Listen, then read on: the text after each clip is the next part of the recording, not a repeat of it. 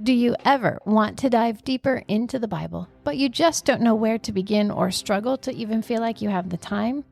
When you read the Bible, do you get frustrated because you know there's so much more in there, you just have no clue how to get it out? Or maybe you just want to know the Bible better and you're looking for any resource to help. Well, then this is the podcast for you. Welcome to the Context and Color of the Bible podcast. We are two sisters. I'm Erica. I'm Veronica. We love to study the Bible and help others understand it better. When it comes to our own study of Scripture, we have found that in bringing back the context of Scripture, it adds to our understanding. It actually adds color to the black and white pages of the text. Thank you for talking. You're done. I'm taking the mic. I'm used to it. What's kind of funny, I'm going to tell. We've already recorded chapter 5 in reality, and now we're backing up and doing chapter 4. And truthfully, in a couple weeks, you're messing with your mic. You look confused. It's loose. It's flopping around. Oh, that's supposed to be set up ahead of time. It was. Who's the engineer here? Yes. But in reality, in like 2 weeks, you're preaching on chapter 6. Lord willing, yes? Yeah, that's true. And then there's only 7 chapters. So what are you studying next? Have you already figured that out? Have you already bought your books? I've got a bunch of books. I'm not sure which one to jump into, though. Okay. Are you sticking with a minor prophet?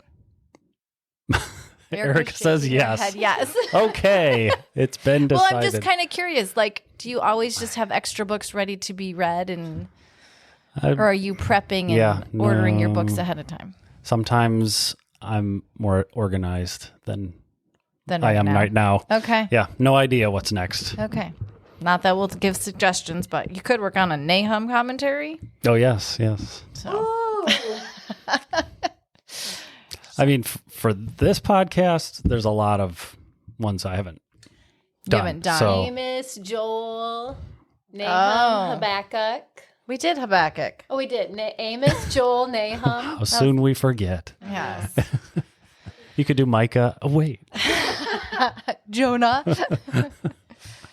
I know. But except the problem is you like to teach while you're studying. Yes. And so to have you back up and do something you've already... I could do it. I mean... You're studying for something else and teaching something else. Yeah. So yeah. We'll see. In your spare time with 5 children and a high-maintenance wife. That's why I took the microphone. We woke her up now. I know. All right. So we are jumping into chapter 4. Chapter 3 was kind of a downer, depressing, right? Going downhill. Yep. The second movement, again, Micah, 3 movements of judgment, hope, judgment, hope, judgment, hope. Mm-hmm. Chapter 4 is a pivot, and which is kind of nice for the second movement is that there's a hope section, both chapter 4 and 5. So it's a nice long hope we like section. That. I don't like being depressed.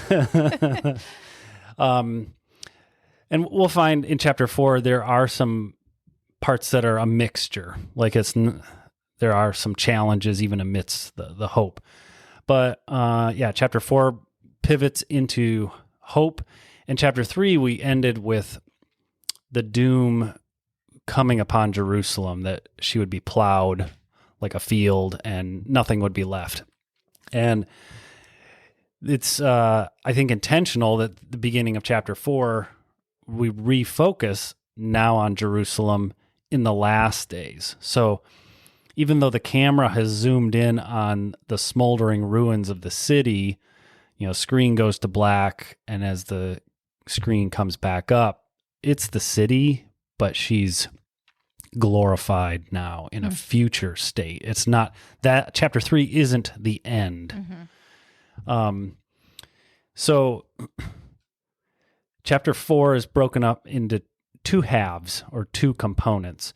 And the first component focuses on the last days. If you're depending on which translation it says, maybe latter days or the last days. And so this is, almost taking us as readers, we're being ripped out of Micah's time period, and now like our gaze is being set to like the very end of time as it comes. The Hebrew phrase literally would read at the back of days. Oh, I kind of like that. I like that idea of like time is a linear, and we're on the back side of it. Yeah, so like we would say, oh, the past is behind us, but for the Hebrew mindset, because you're facing backwards in time and the future is behind you, it's unknowable. We don't know. So the back of days is coming at the very end of the line, so to speak. When you did the sermon, you said it's like you're walking backwards into the future because you can't see it. You don't know it. You only know what's behind you. Whereas we always like face forward, face the future, walk With this, that way. But in the Hebrew mindset, you're walking backwards into the future. And that's why they say the back of days.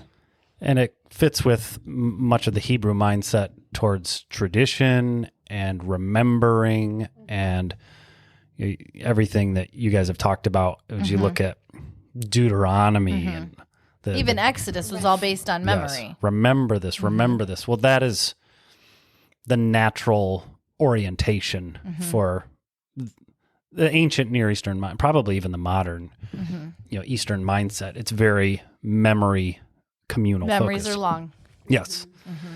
So, so in the last days, and this is like this period way out towards the end of the time as we know it, and no longer is Jerusalem destroyed like a mountain or a plowed field. Now she's becoming the focal point of all history. We're going to see the mountain of the house of the Lord, which that's Jerusalem, is going to be established as the chief or the highest of mountains, and it's going to be lifted up above the hills.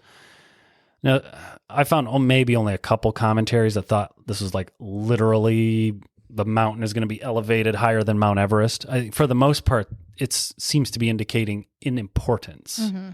This, Jerusalem, the city, the mountain is going to be elevated in importance. And we see the peoples and the nations are going to come streaming up to Jerusalem at the end of time. And what are they coming to do?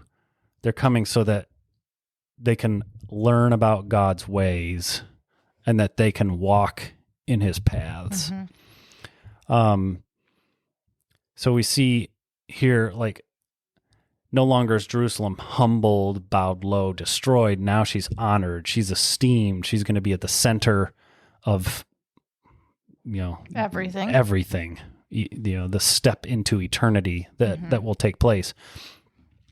And I like, we kind of get to eavesdrop here on the pilgrims, because they're like I said, they're saying, come, let's go to the mountain of the house of the Lord so that he can teach us his ways. We want to walk in his paths, and walking is a key word. We've already pointed it out in earlier chapter in Micah, and it's definitely a key one in chapter 6. The word walk, halach, is important. It's representative of your, just like we would say, your spiritual walk, your lifestyle. And so they want to come to learn God's ways. And what is it that they're learning? The law. Torah, scripture. It's like, that's what they're coming. It's not some secret thing that we're not aware of. It's pick up your Bible. We have it already right here in front of us. Yeah. And so that they can learn it and then they can walk it out. They're not just coming for intellectual knowledge. They're coming so that they can walk this out. And there's a dual movement here, because you see the nations are coming streaming up. You get this picture of like this flow of people, and nations are coming up this mountain, coming pilgrimage to the temple. But then there's like an inverse flow, because then out of Zion will go forth the law, like you just said. The word of the Lord is going to go forth as these people are learning and their lives are changed and they're convicted by the Spirit to live and walk. And it's written on their hearts, maybe? Then they go back to their places and it transforms their communities and their lives and their nations. So it's a two-way flow. Yeah, and it very much ties in with the heart transformation. Each of the prophets, not every prophet focuses on this particular time stamp on the timeline, but the ones that do, they all bring their own layer to it, and it's awesome to see the how they complement each other. Well, and I'm even thinking like even Hebrews then brings it in those last days. You won't say know the Lord because everyone will know the Lord and they will teach each other. You won't need to teach your brother because they will all know me. So this to me fits in with Hebrews of in those last days and in the age to come, kind of. Yeah.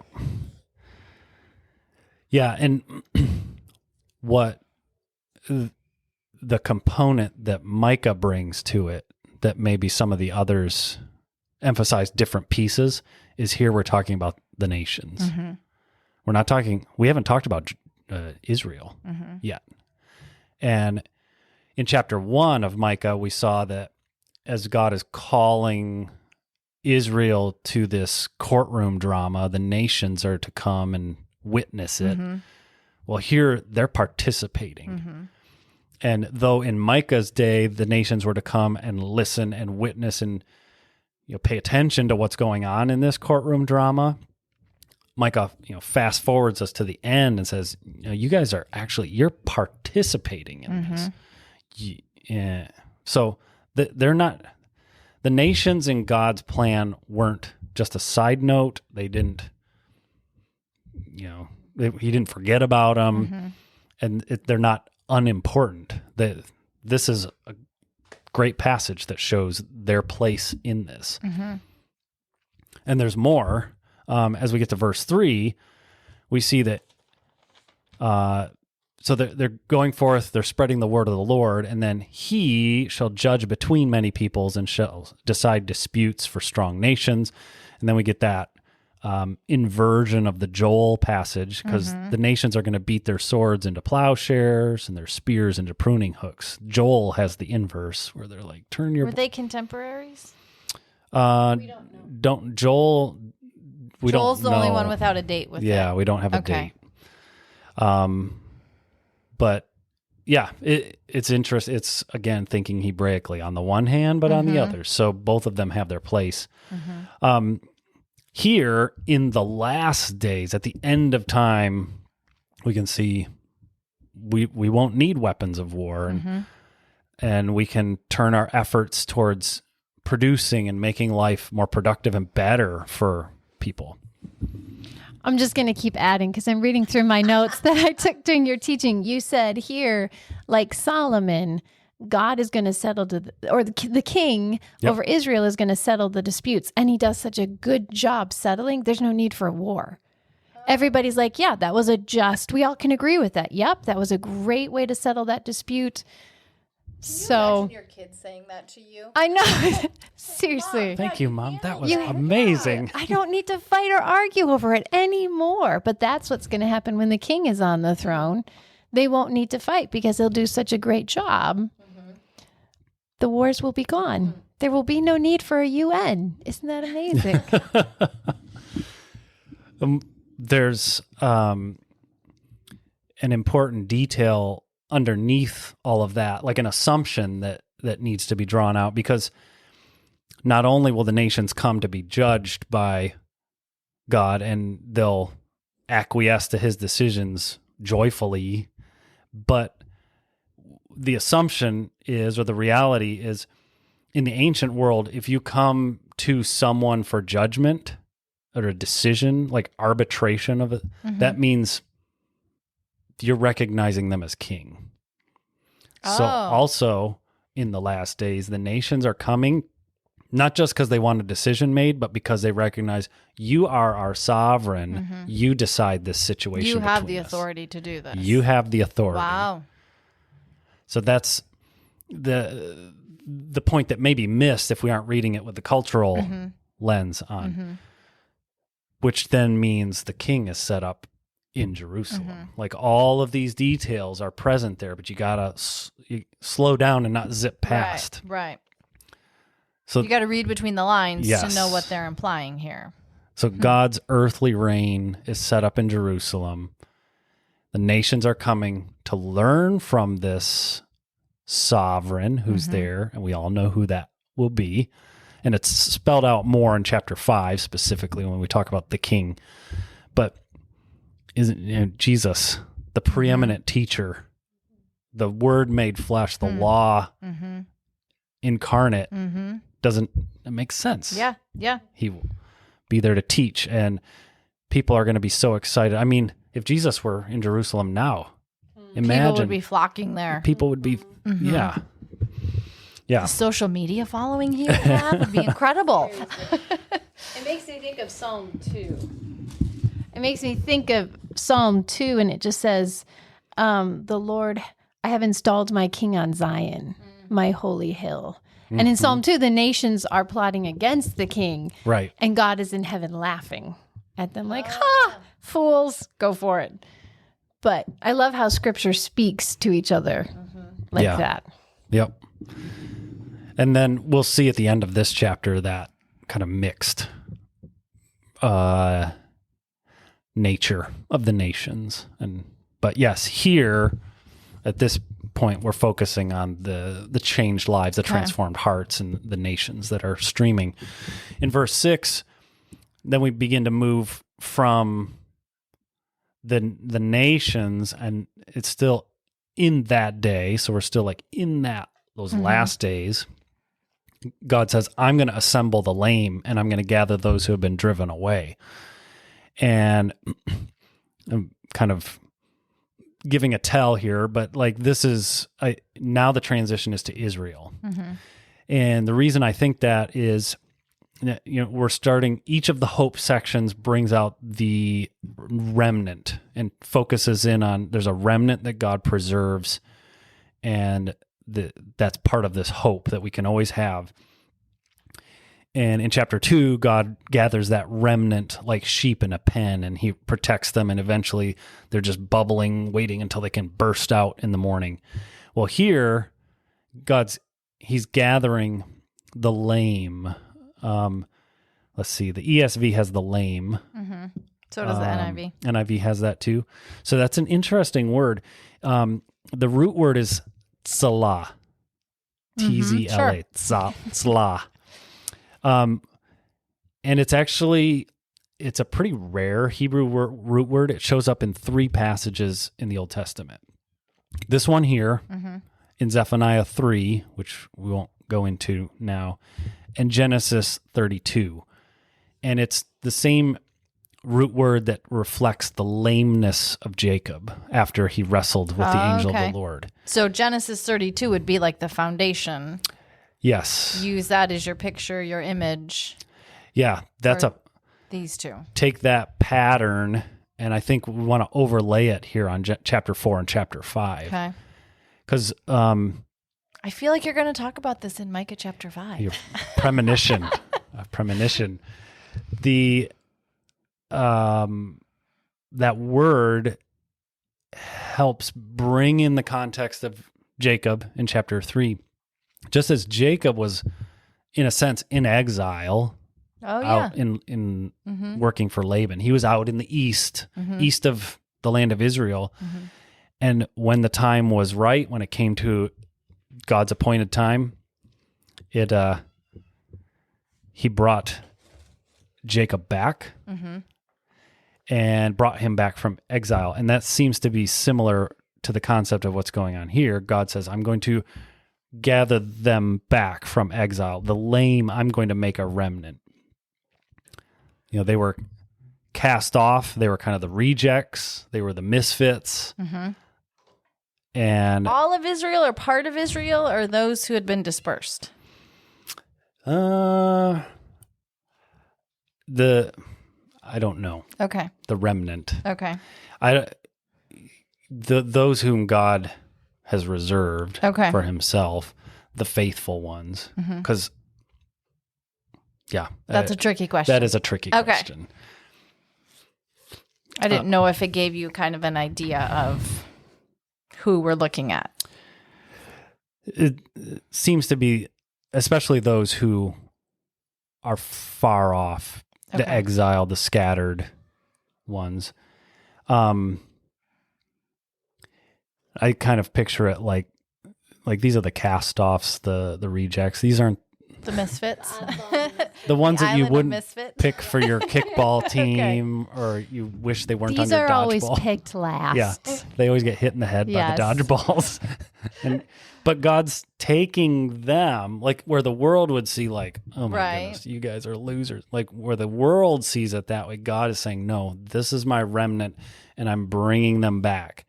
And he's bringing them, again, just like the nations, he's bringing them in verse 7 to Mount Zion, where the Lord will reign over them from that time forth and forever. Okay. So establishing his kingship. And that also establishes not only are the nations coming and bowing to a king in Jerusalem, but Israel is being regathered to this king herself. So the former dominion that Israel kind of experienced a taste of that under David and Solomon. It's going to be like that even more so.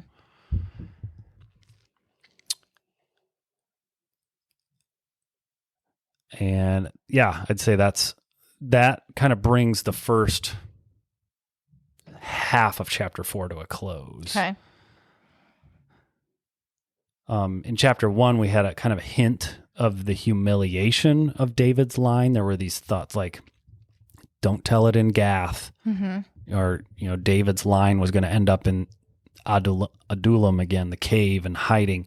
But here we start to see that, maybe God isn't done with David's line. There is yet hope, because there is going to be this kingship that will be established at one time. And we can still have hope in that, even in the midst of, the trials that Micah's audience they were going through in their day. They could see like, no, there is kingship that's coming. Well, like to me, it kind of goes, you go, okay, first we're looking at the nations, then you look at Israel. It's kind of like, okay, here's things to pray for. Here's things to be looking forward to. But in that, as you look at Israel and what is going on with Israel around the world, God is going to bring them back. And even the idea of, okay, they're not the first ones picked. They're not in a way, Israel seems to be the underdog, the one who's always getting hit in the head and beat up. And you go, God goes, I see that, and I'm going to make it right. Yes. So you kind of go, okay, if you're, I definitely watching different social media accounts that are pro-Israel. It's amazing how many people want to jump on there and go, yes, but do you know what the Jews did and this and this and this? And it's like, okay, come look at Micah then. Right. And go, here's what God's going to do with them. So if you're on the fence, if you're not sure where you how you feel about Israel, I would turn to scripture and go, what is God going to do with them in the end? Right. Rather than what you personally think about them, how you've personally interacted with them, what you hear on the news or social media. Right. Go, let's let this define my thoughts and feelings. Right. And that's not saying that everything they do is right or that they're perfect. I mean, they don't deserve what God has given them, but it's also, this is what happens under the king. And when you have a king that is perfect and just and righteous, what can that do for his people? And then you emulate it. And then you emulate the king. Yeah, and it just goes from the top down. You have this perfect, just, right society that we don't have right now anywhere in the world. And so I think you need to keep that in mind too. This is happening under the rightful king, and the people have been changed. Their hearts have been, the Torah is now written on their hearts. Right. And if this is where all history is heading, should we just sit back and like, okay, well, I'll jump on that when it's there? Or should we start now? Preparing. Yeah. Like praying for it, at least living it. Praying for it, living it, looking, encouraging others, saying, this is where it's heading. Like, have hope. Yeah. I mean, yes, because you can go, okay, in the closer future, it feels very dismal and, but if I look long range future, I like that. Oh, it's just like the social media post I did. How goes the world? Yes. The world goes not well, but the kingdom comes. Like, I really think that's something we should start encouraging each other with. The kingdom's coming. Right. Yes, the world is going crazy, but the kingdom is coming. And that would be Erica's social media post on June 13th. Because in real time, this is like October. So I feel like this is a good stopping point. We're trying to break these chapters a little more in half now that we're halfway through the book. But I like the idea of this gives us a future hope. You know, depending on what's going on in your world, in your personal world, your family, your state, your nation, it can look dismal. But the hope we have is, how did you say it? At the back of the... In the back of days. In the back of days. This is what we're looking... I mean, can you just imagine everyone coming to Jerusalem to know the Lord and turning around and walking out, knowing him and taking him back to their community? Yeah. So that's the end for today. Don't forget, we do have social media, as Erica said. Go back to June and look at her post on Tales of the Resistance. Great book, by the way. But you can find us on social media. We have our website, and we would love to hear what you're looking forward to in those back of the days. I don't know that I'm saying it right. But thanks for joining us, and we'll talk to you next time.